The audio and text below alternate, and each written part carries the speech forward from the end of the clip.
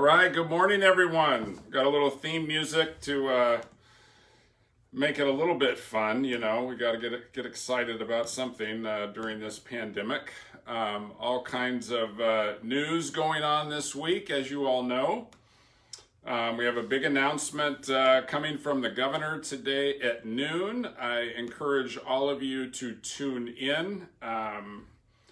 I have no idea what direction folks are, or he is going to be taking us. I assume he will be talking about distance learning, or hybrids, or a combination of both, and basically what to do in areas with rising numbers. So I want to be clear that that's not going to change regardless of what the governor announces. That's not going to change what we do.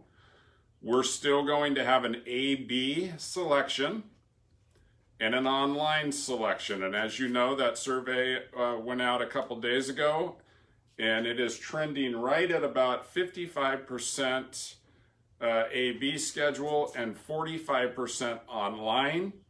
Both of those offerings will remain the same regardless of what the governor says. Now, what will change is if he says distance learning only in areas with rising coronavirus rates, which is ours, we will have the A-B folks start with distance learning. And then as our numbers come in line, the A-B folks will then transition back to on-site. So I just want to be clear, regardless of what the governor says, we're still going to stick with the two options. That's good. Sam, I'm glad you brought that up, because there's a lot of people who think that if the decision is made to go completely online, then everyone's on the same track, but that's not the case, because like you said, if they do go back, excuse me, if we do go back to some sort of, A-B schedule, those that are on A-B online will go back to A-B in person, but those that are online only will stay online only. That is correct. Okay. We have A-B and we have online, and we're allowing people to choose. That's what our community obviously wants, and that's what they deserve, and that's what we are giving them. Yeah, and some people have mentioned, why aren't we waiting till after the announcement to do this? And that's why, because the viewers need the information to make the choice by Monday, to make a more informed choice, but it's not going to change whether we have A-B or online. We're still going to have both. Yeah. Correct. And if you have questions about that, send them through in the chat box. Yeah, but we also have a lot of questions, so hopefully we get through them all in the next hour or so. But if we don't get to yours, we will get to it next week. Also, did you mention the survey is out right now? Yes, survey is out. I did get a couple emails from parents that didn't get the survey. You can email me, you can email your principal, you can email Sam if you didn't get a survey, and the site admin will get it out to you as soon as possible. Yeah, and I think a lot of that was incoming freshman parents, but they should all be on Parent Square, at least that's what I was told. But again, if you're not on Parent Square, make sure you get on it so you don't miss any further notifications as well. I just want to be clear, while I do know most of the answers off the top of my head and can give a brief summary, some of these questions today are getting pretty granular, so you're going to see me reading more answers rather than just kind of talking to you on the camera. Got it. All right, so we got a number of questions about the AP courses not being offered online. That was probably our most talked about in our fact sheet that came out. And for those of you who aren't aware, there are a couple fact sheets out there in English and in Spanish. Basically, those are on the survey email. A couple of options were given out, like Scout, which does come with a fee, but also taking classes at Merced College which doesn't. So you can speak more to that. Okay, so earning college credit is a component of the Merced Union High School District's vision for students. And Merced College courses are an option for students taking AP courses. The district has worked hard in recent years strengthening the relationship with Merced College. We really have worked at that, and they have been very, very accommodating for our students. Because of that work, there is a wide range of college classes that MUHSD students can take while in high school. Also, aside from some courses that require labs, Merced College will be online only in the fall. Right now, Sam is going to post a link to the Merced Union High School District and Merced College equivalency courses. You'll see the document, and there are 38 Merced College courses students can take. The courses on the list count toward graduation requirements and are honors courses with an extra grade point average weight. I think the problem is that we haven't done a great job promoting our dual enrollment program with Merced College in the past, but that will change. Every year, we have students receiving an AA as a senior in our district as they graduate with our diploma. That's happening more and more, and we want to see that happen more and more. So I hope that clears up the questions about AP classes. Now, all the parents that have questions about AP offerings online, as surveys come in and as we are able to staff online and we see what our staff wants, sorry, got a call there. As we see what our staff wants to teach, we will then make decisions about other courses being added to the online courses currently offered. So by no means is this the end of the course offerings. We just have to wait and see where all the numbers come in. So there may be additions. Alrighty. So we did mention this at the beginning. We have an incoming freshman student didn't get an email or text about the survey. They saw it on Facebook, but they're worried about others who may not be on Facebook. Will those students be forced into an AB even though they did not get the survey? Okay. Anyone that didn't get the survey or didn't respond to the survey, site admin staff will call home next week and follow up. We're going to get an answer from every family one way or another. If we can't get an answer or we can't make contact with a family, they will automatically be put in the AB schedule. All right. And then one of the last minute questions I'm just remembering right now had to deal with that. So say we can't get a hold of a parent for one reason or another before school starts and they're put in an AB, will that student be able to petition to go to distance learning? Yeah, look, we're going to do all we can to accommodate everybody's special requests. We are in extreme circumstances. It requires extreme solutions.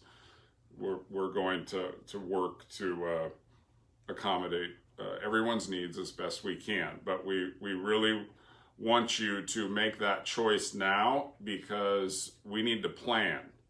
And right now, it's 55-45. Let's just call it 50-50, close enough. That basically means we need 50% of our staff willing to teach an online class in some way or another. So all that is going to take a couple weeks. I know everybody wants the answer to what my student schedule is going to be right now. That's not going to happen, folks. Everyone's going to need to be patient while we work this out, and we will have schedules and finalizations somewhere around between October 5th and 10th, somewhere in that area. Not October, August. Yeah. Yes. So yeah, that's, I'm glad you brought up that, and it can't be said enough that we're going to accommodate individual needs as best we can. So what we say, we know that there isn't a blanket, formula that's going to work for everyone. We have to put out as much info as we can, but if we do have specific needs, we will be sensitive to those and accommodate them as best we can. Yep. Alrighty. So we do have a question. Just someone wants to know if they can give a quick overview of what classes will look like. We've gone over this before, but for those who haven't heard, just kind of hit some bullet points of what students can expect when they get back. Okay, an A-B schedule is obviously it's going to be reduced class size in the area of 12. Okay, 12 students in a class on an A-B schedule. Desks will be arranged to observe social distancing. All students and staff will be required to wear a face covering, either a shield with a drape or a mask. Social distancing will be monitored and enforced. Hand sanitizer and cleaning products in every room. Students are going to be asked to wipe down their area after they leave. And frequent wipe down of desks and high touch areas like doorknobs and handles, bathrooms. We will have a system in place at every site to do that on a regular basis throughout the day. All right, next question. How will, sorry, I missed that one. Is your plan just to go with whatever the county health department recommends in regards to reopening, or do you have your own criteria? Yeah, we have our own plan that we submit to county health and they sign off on it. Got it. Next question is about students with special needs. How will these students that have special needs require to get or continue to get the support they need if they aren't at school every day? When will the parents that have these special needs students hear from the school and about their plans? We will provide services via Zoom, so online via Zoom, speech therapy, specialized academic instruction, and counseling. We will begin contacting parents about IEPs on August 3rd. I see a quick question up there, Sam, about the UC Scout program, and that is an online program that has been offered by the UC system that is transferable credit, and parents can access that just by Googling UC Scout, and it's a choice parents can make for their students. All right. Next question. If distance learning is the decision to start the school year and possibly remain for the entirety, is this an opportunity to allow students district-wide to take CTE classes offered at another campus that's not offered at their site? The answer to this question is no. We will have students take courses on their home campus only on an A-B schedule. And if we want to ensure classes, are appropriately staffed and not over-enrolled, so they won't be able to access something from another campus on an A-B schedule. If they are online, the course offerings are posted on the survey. All right. Next question. If the health department mandates that the district move to distance learning for the duration of the fall semester before school starts, will students who have to continue their education through distance learning be offered the opportunity to take some AP courses and same electives offered to students who are able to select the AB model? Students are going to have to stay in the program selected. Again, this week you are choosing, do you want to be in the AB program or do you want to be in the online program? Now, let me make this clear to parents.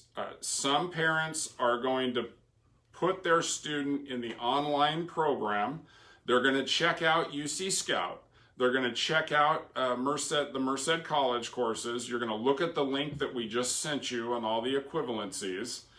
And you may sign your student up for some of those courses and stick with online, and you may not. Maybe you will say, I'm not too sure about that. I'm going to stick with online and see what the district offers as far as any extra courses that get listed online. Like I said, we're not going to know the answer to to that question if we're going to add more offerings online until the first week of August or so.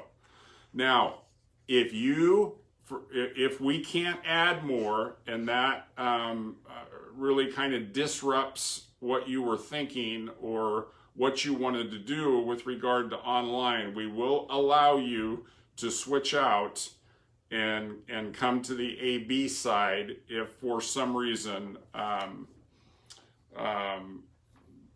that doesn't work out for your family. So again, we're going to be flexible with people as much as we can. All right. So yeah, I mean, this just speaks to that question we had last time, was how do parents and students make the best decision? And there's a lot, you got to have that conversation. How are they most comfortable? What's the best way for them to be successful? And then, yeah. I mean, it comes down to two things. It's safety and how you feel about your student, being around other students and school in this situation and environment. And it's where do they learn best? Are they going to learn best in an online environment? If a student is self-motivated and very disciplined, they're going to do fine online. We've got some very experienced teachers online. I know they are going to apply to teach courses online. I'm very confident about those offerings and our ability to deliver on those offerings. But if your student is not super motivated, self-motivated, and they need in-person instruction, then the AB schedule is what's best for you. I've talked to a number of parents that have elderly folks at home that live with them. That's a super difficult decision that I can't really give you guidance on. It's your comfort level. Again, I think we can provide a very safe environment for your student coming to AB. But again, they have to be disciplined. They have to stay away from other students. It's going to be different this year. Kids and teachers are going to have to be very watchful for the sake of everyone's health in the community that the guidelines are followed at school. We're going to be spending a lot of time on that, the first week, and training everyone on, okay, how do we do this, and how do we all keep each other safe? And students and families need to commit to that. Okay. I was going to ask a question, but it looks like it was answered in the chat. Someone asked, they just wanted to make sure AP courses will be offered for the AB students, and someone did They will be offered for AB, yes. Yeah. Okay. Thank you for responding. All right, so the next has to do with extracurriculars. And so we need to clarify our statement from before. So I'm just going to read the question here. Please clarify how band, culinary, and theater will be handled for those choosing the online-only option. These electives weren't listed in the survey, so are they only available for in-person learning? Yeah, band, culinary, theater are courses that are designed to be taken face-to-face, in a face-to-face environment. It is not ideal for these courses to be taught online on an online environment. However, if we are asked to move all instruction to remote learning, if we have to move AB to distance learning, we'll do the best we can to give our students the most appropriate and best experience possible. Okay. And this is different from, say, sports, correct? Because it's something that's outside of the regular school day. Yeah, we have co-curricular and we have extracurricular. So, and actually, most of those programs are both. They require an in-person class, and there's practice outside the school day. Let's just comment on athletics. Again, nothing has changed since last week. I don't expect anything to change with regard to athletics. CIF is going to announce on the 20th that they're going to go to a I don't know this for a fact, but this is what I think is going to happen. This is what they have talked about. They're going to go to 3 short seasons of sport in the spring semester. So, for example, fall might be, fall sports might be January through March, and spring sports might be, March through April, or excuse me, winter sports March through April, and spring sports April through June. There's obviously going to be overlap, and I realize we have many multi-sport students, and we will have to do the best we can with that. But that is our best hope right now. In the meantime, we are going to offer our athletic sections as we normally do on the AB schedule while we are in school, and that last period of the day is offered. I am 100% comfortable we can offer those courses in a safe way. I think we were doing that before we were shut down last week. I have a bone to pick with those that equate youth sports to high school sports. In my mind, youth sports is the soccer tournaments that draw big crowds, the baseball tournaments and softball tournaments that draw big crowds. That's what they want us to stay away from. Conditioning and training athletes at the high school level in a controlled environment where they're 6 to 10 feet apart. I cannot explain to you this morning while, that public health would say, it's safe to be in the classroom and have 12 people in the classroom inside, but it's not safe to be outside and have people social distance. I don't have a good answer for that. They don't have a good answer for that. And that's why I believe that definition was just read wrong. And we will offer, if we are allowed to move forward with an AB schedule, our athletic sections will move forward during the school day. That does not mean we will be able to have practice after school, but during the school day, we will control that. All right. And then the next question just kind of falls into that. If it's feasible for sports to continue without spectators, couldn't band do the same thing? Absolutely. Band, FFA competitions, all that is all the same to us. Okay.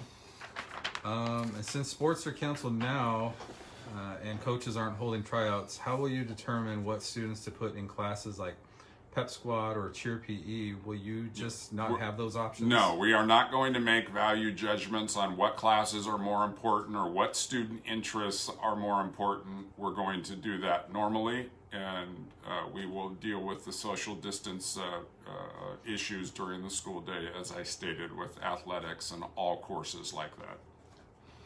All right.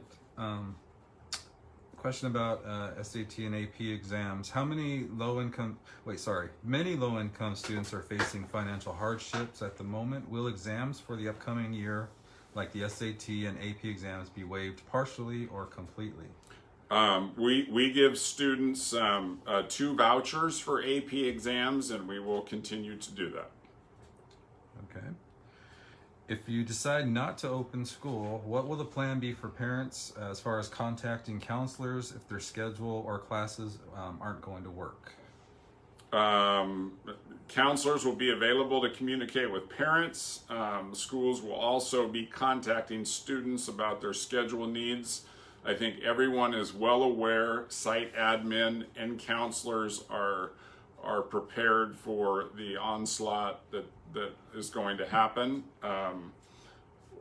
which is one of the reasons, again, why we're doing the survey now, so we can take care of 80 to 90% of those problems before August 1st gets here. All right. And then, so speaking of counselors, when are they scheduled to return? I don't know the exact date we have for counselors returning, but it will be in early August. Okay. And so that was one of the concerns I saw in another thread, not in a question. Someone said they were called to school and were told that they had to wait for a counselor to sign off on, to take No, Merced they, College? they do not have to have a counselor sign off on Merced College. Merced College may be telling you that, and that's okay. What they mean is a counselor or an administrator. The AP of guidance at any site can sign off on your courses. No worries. Okay. So they don't have, because right now I know the fear is that those classes are going to fill up by the time counselors come. Absolutely. If you're going to take a Merced College course, you should be working toward that right now. And then I see a comment saying counselors return August 3rd. So thank you, Jen, for that Thank you, information. Jen. Good morning, Jen.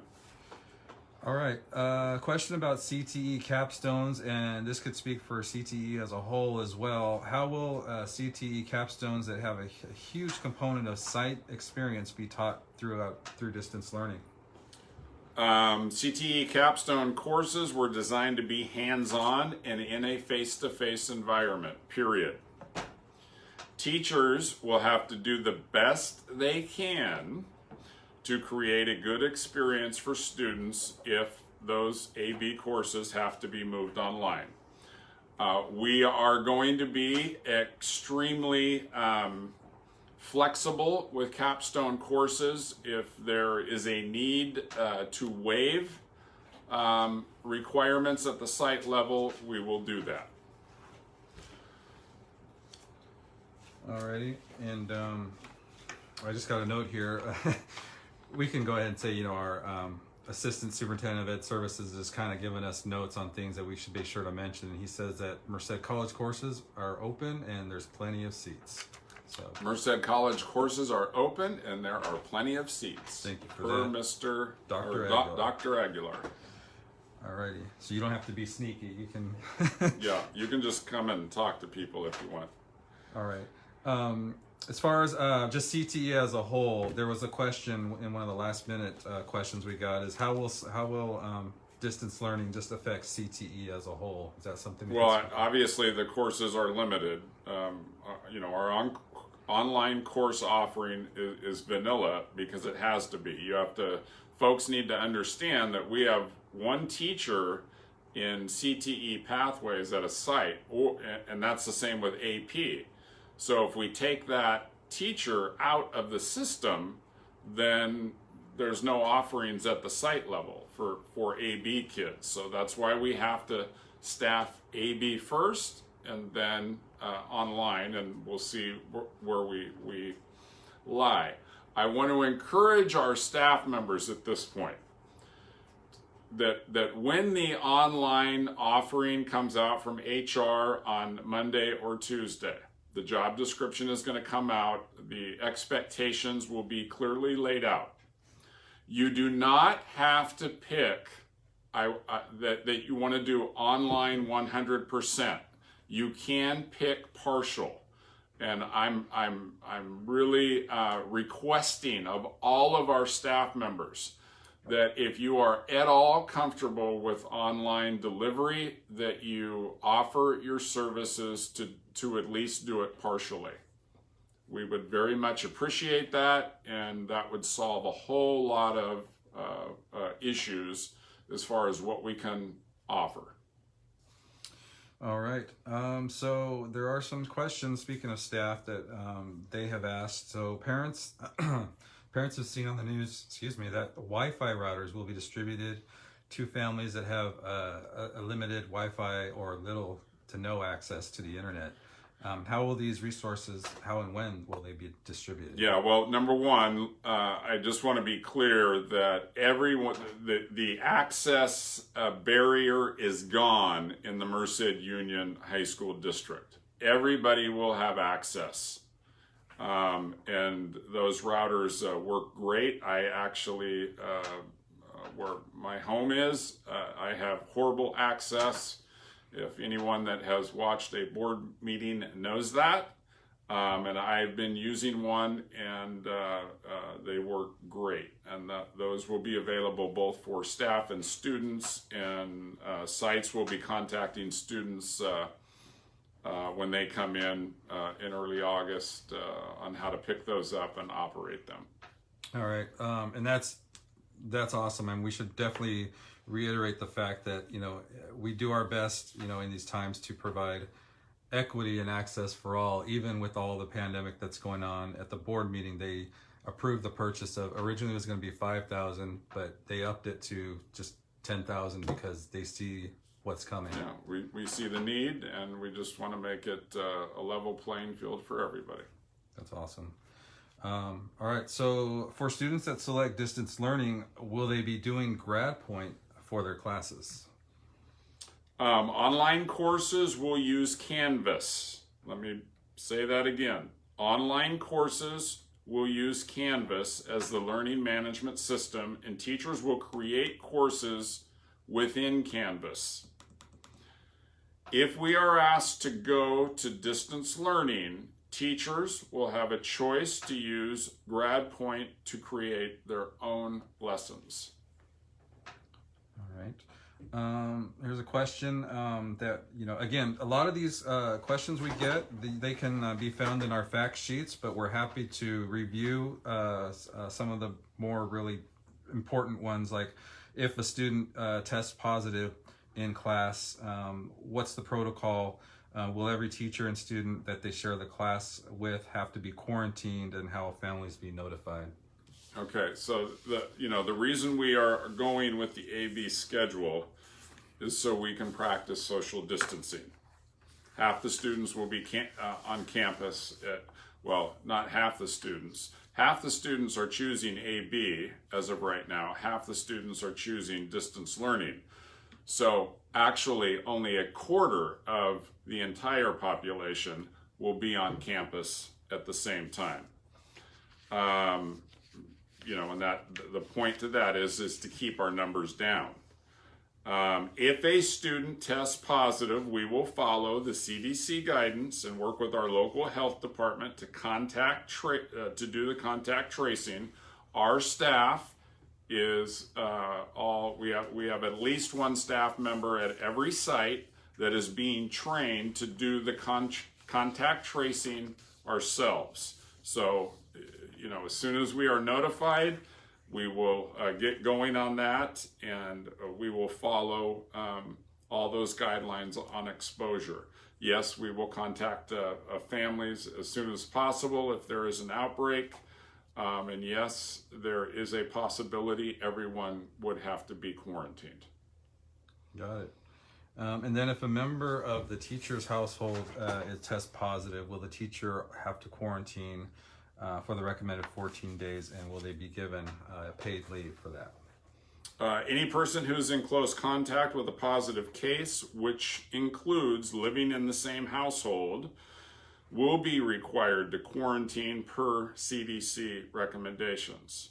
This could involve multiple scenarios with regard to HR, and they need to contact, there's 3 different levels of leave that they can use, and they need to contact HR for those, their particular circumstance.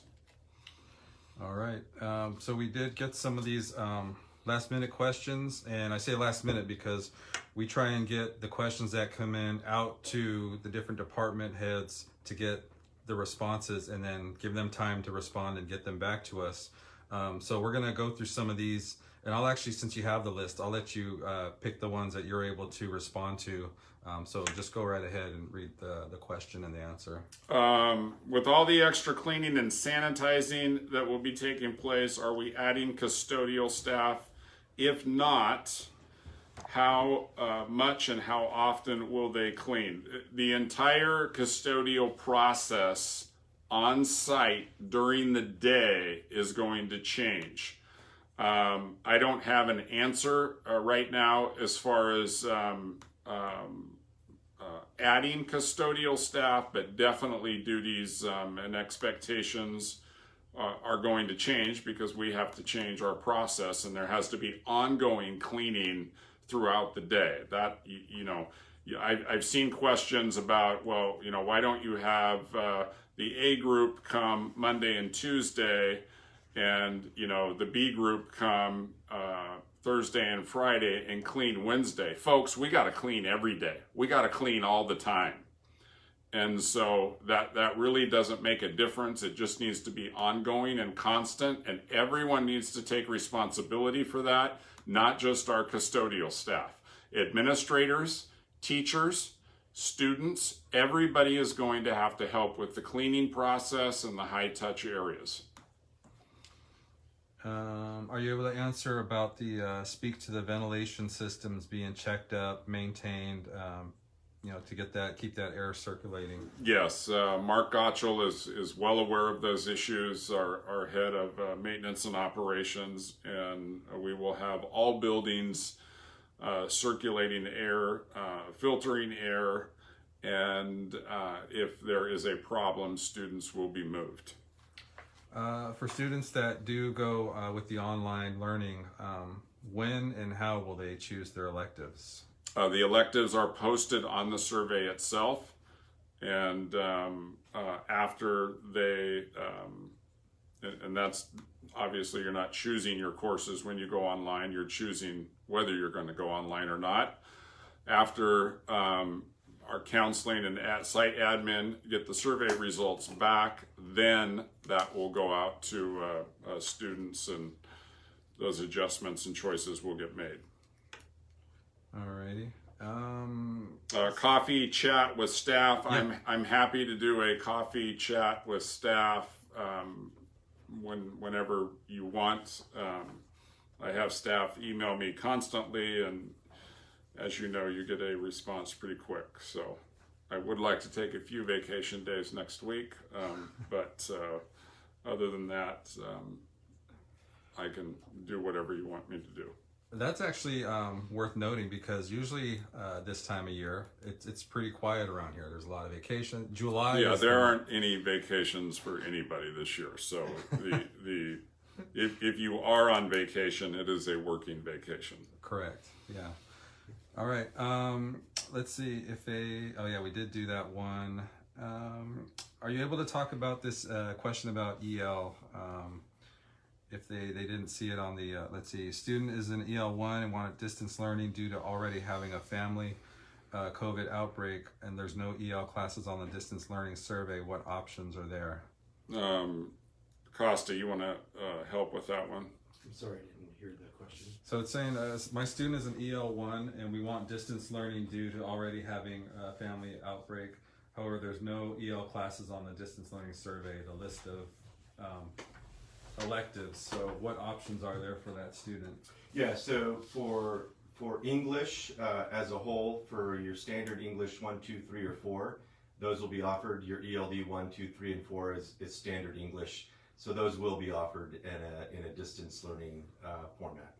Okay. All right, thank you. A question about social distancing. How will 12 students in the classroom be monitored? Do you know where that 12 came from? Is that something that was... The 12 came from public health. Okay. My personal opinion is that was more around elementary. So I have to get clarification today. We have the governor's response or announcement today at noon. Superintendents are meeting at 1. When we did the measurements on the available space in a classroom, and I'm not talking about the actual space of a classroom, I'm talking about the available space in the classroom with all the teacher's stuff and cabinets in the room. Our number came out to about 14 or 15 with 6 feet. So, we will have that discussion with public health. And if their number is 12, then we're going to keep it at 12. If their number is 15, we're going to keep it at 15. So, and who is responsible for that? Your principal is responsible for that. Okay. So yeah, they were asking about monitoring it. Who is ultimately responsible? Is 12 an average or hard? We got through all that. Okay. Will there be enough cleaning supplies for each room just to ensure student safety? Wipes? Yes, our county has done a great job of organizing all the equipment, we're going to need disinfectant wipes, hand sanitizer, masks, etc., and bought them in mass. And so anything that we feel we're short on, we're ordering ourselves. But the answer is yes, we will have plenty of it. Alrighty. There was something that came up in the chat about lunch and how that's going to work. Is that just going to be social distancing, staggered lunches? Yeah, like I said, that the AB folks are going to have to spend a few days the first week talking about how serious this is, how this is not a game. It is, you're either going to follow the rules or you're not going to be there on an AB schedule. And so lunch, kids are going to have to be social distanced, of course, and doesn't mean they can't sit around in a wide circle or spread out across a table, but of course they're going to have to be social distance. Alrighty. Are you able to speak to Avid and whether that will be offered or not?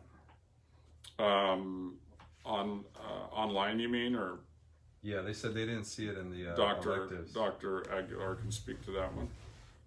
Avid is one of those courses where we'll have to see where staff interest is located, and it's also very unique to each grade.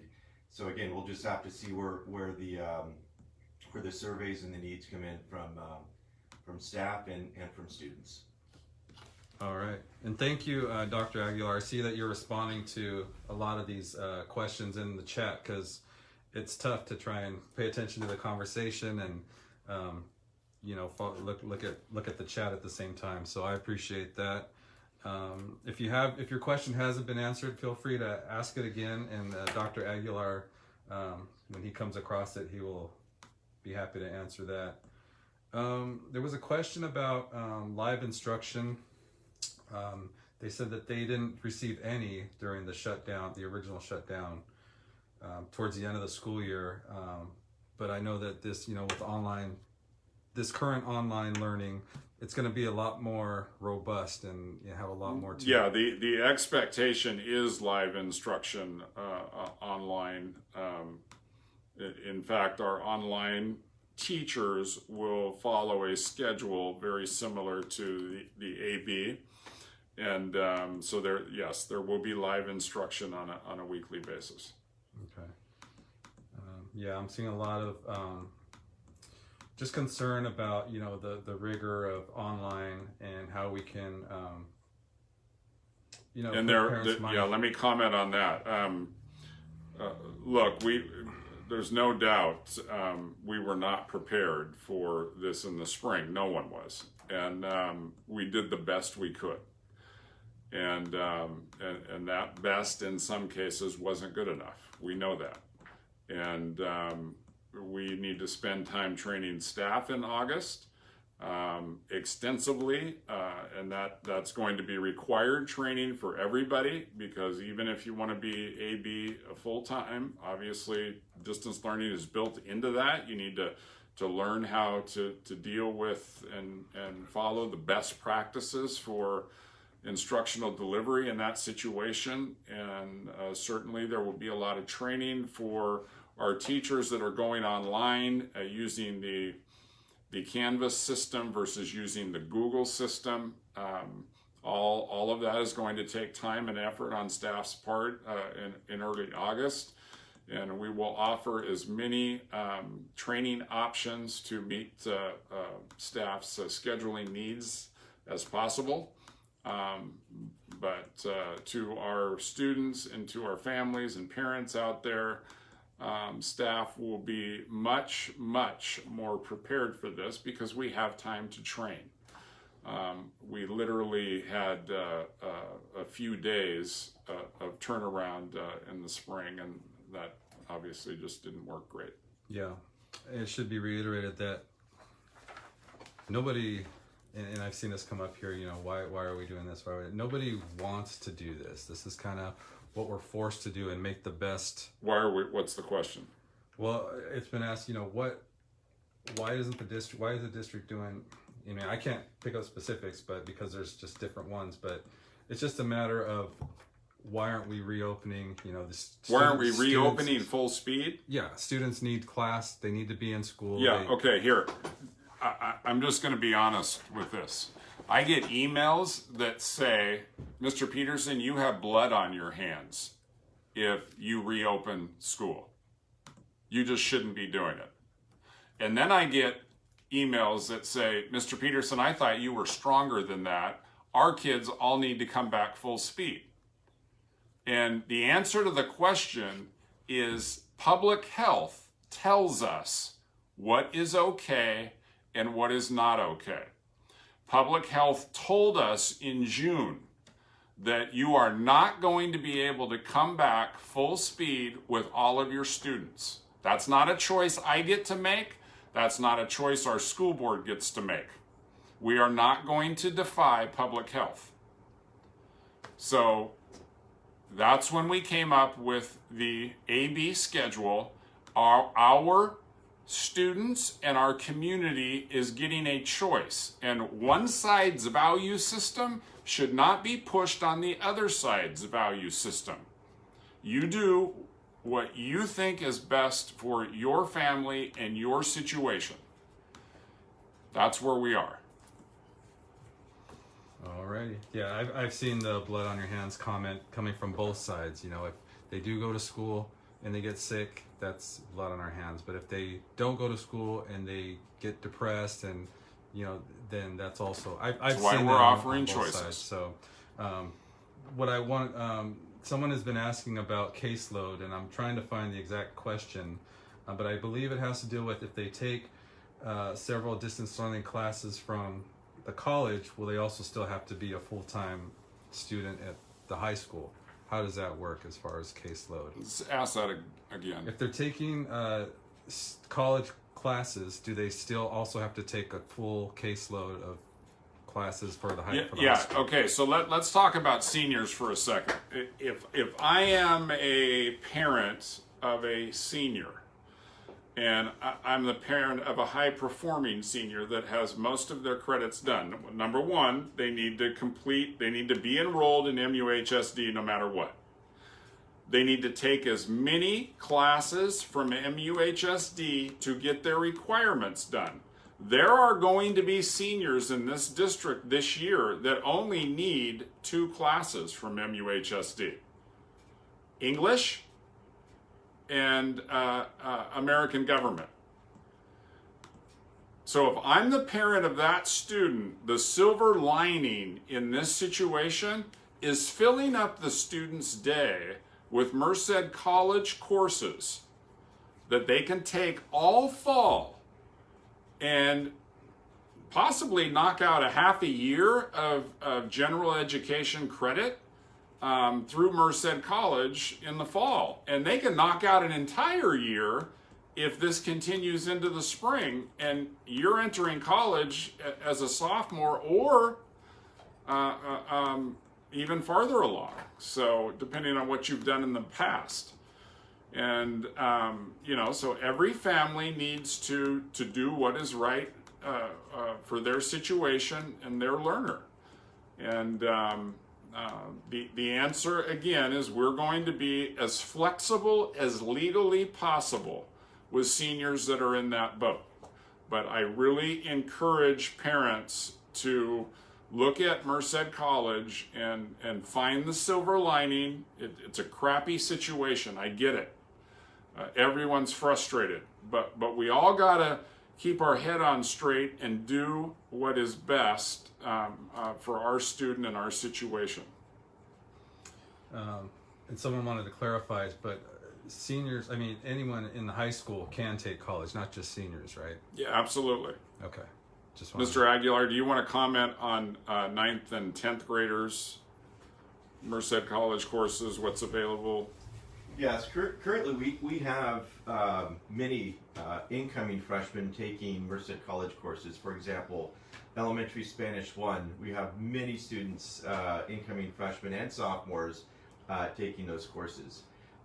If you look at the list of courses on our equivalency list, the few courses that perhaps are meant for upperclassmen would be your English 1A, English 1B, U.S. history, and political science and economics courses. All other courses that are on those lists don't have prerequisites for our students to take them. So I encourage our students to take advantage of the biologies, the physics, the calculus, the pre-calculus courses out at Merced College. There are plenty of courses for our students to be able to take. And as Mr. Peterson just said, realistically, a senior student in our district could, in essence, take care of an entire year of college, taking courses out at Merced College in the fall and also in the spring. So really, the challenge that we're up against right now with this pandemic could really turn into an opportunity for our students to take advantage of taking these college courses. Great comment. Let's make some lemonade out of the lemons we've been given. Okay, so someone wants to clarify the question. Will students, not seniors, be required to take 7 classes at their site if they take 2 to 3 classes at Merced College? No. They will not be required to do that. Okay. So that was, thank you for clarifying that. I see I didn't get to this last page if you want to go over these real quick. Will sites get some of the sections back that were taken from the budget now that it's been resolved? Yes, they will. Okay. Can we realistically do 12 students in a classroom on the AB schedule? We kind of touched on that. Do you want to just say anything more about that? Well, let's give that some thought. So we're on an AB schedule, which means half of the students that choose AB, that's 55%, or excuse me, let's just call it 50%, so it's easy. 50% of the students are going online, 50% of the students want on-site.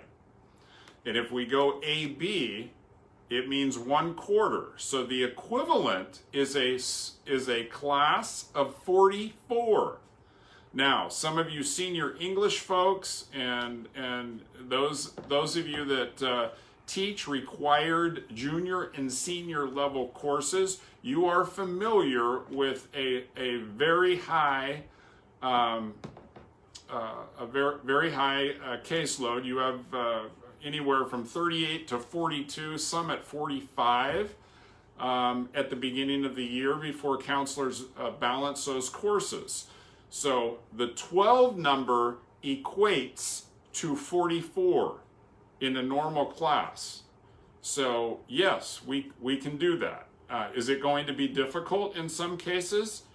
Yes. And I'm not sure we're going to finish on that 12, but the number certainly, I don't believe, will go past 15. So. All right. According to the back to school FAQs, MUHC is not offering AP courses online. Are AP teachers not currently scheduled to teach their AP courses? AP teachers are currently scheduled to teach whatever they signed up for in May. If they request to do online, that is off the table. Now, certainly when you apply to do online, you need to state your preferences. Now, let me make this clear. We have not agreed on the application process yet with the union. I do not think our position is going to be all staff that have medical conditions go first. We're going to say that. I believe your union is going to agree with that. So you'll get to go first. You'll get to pick your classes. I shouldn't say you're not going to be able to pick your classes, but you're going to be able to give your preferences to HR, and Cheryl Garman, who is overseeing online, will make those decisions about who does what. So, but that's the process. So then after we're going to have far more people going online than just those that have a medical situation. So those of you that do have a medical situation, you can sleep well at night. I think that's going to work out fine for you. And I believe, I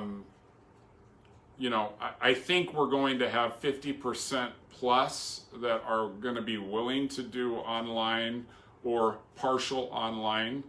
And we're just going to work that out as best we can. Yeah.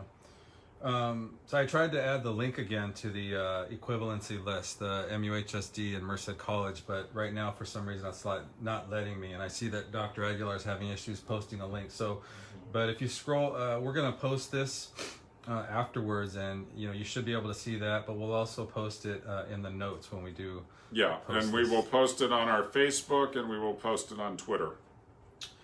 Someone wanted to give props. We have a couple minutes left. They wanted to just say how much they appreciate guidance, and I would say, you mentioned Cheryl and Dr. Aguilar and his team and how hard they've been working on this. I mean, is that something you want to just say something to? Yeah, I mean, we are ready to go. We've been planning this for 3 months, and it's our staff here, from yourself, Sam, and Dr. Aguilar, Mr. Calderon, Dr. Weimer, Mrs. Garman, Mr. Johnson, Mrs. Johnson.